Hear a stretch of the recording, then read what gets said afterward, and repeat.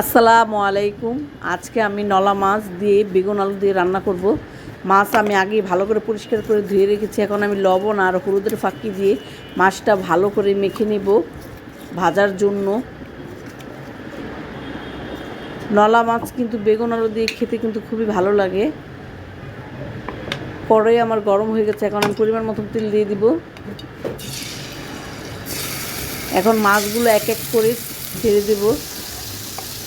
এখন আমি বেগুন আর আলু একটু হলুদের গুঁড়ো লবণ দিয়ে একটু মেখে একটু ভেজে নেব, কারণ এভাবে যদি ভেজে রান্না করা যায় তাহলে কিন্তু খেতে খুবই ভালো লাগে।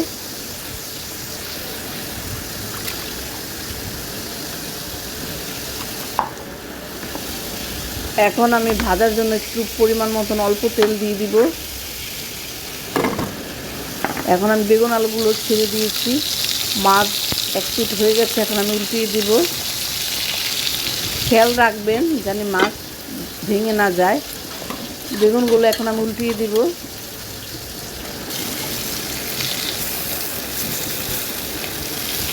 ভাজা হয়ে যাচ্ছে।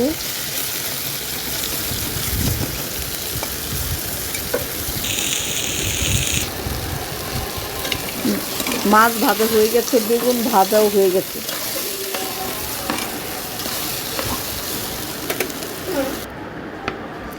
এখন আমি তেল দিয়ে দিচ্ছি, পেঁয়াজ কাঁচামরিচ কেটে রেখেছি, এগুলো এখন আমি তেলের উপরে দিয়ে দিব।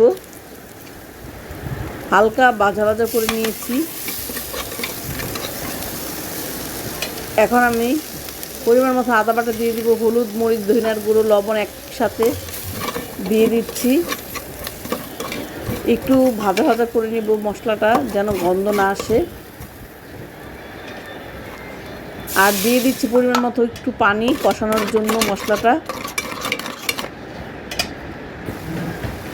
মশলাটা কষানো হয়ে গেছে। এখন আমি আলু বেগুন যে ভেজে রেখেছি এগুলো এখন দিয়ে দিব।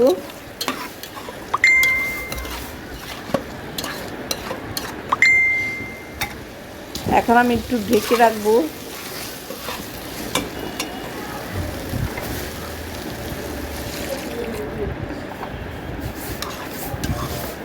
পানি দিয়ে দিলাম সামান্য, আমি বেশি ঝোল রাখবো না, এর জন্য একটু পানির পরিমাণটা একটু কমই দিব। এখন আমি মাছগুলো দিয়ে দিচ্ছি।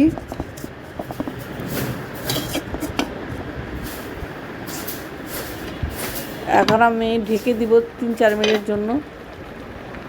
এখন আমি একটু জিরা ফাঁকি দিয়ে দিচ্ছি।